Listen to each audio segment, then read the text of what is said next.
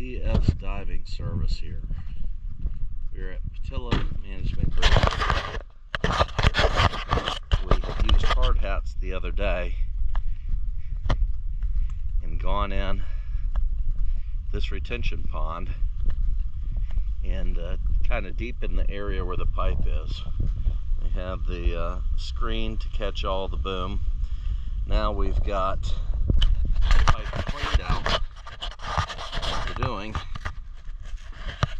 is we're affixing this U-joint to the open end of the pipe so that when the sand settles to here, the pickup point that picks up the water will still be a foot above the bottom.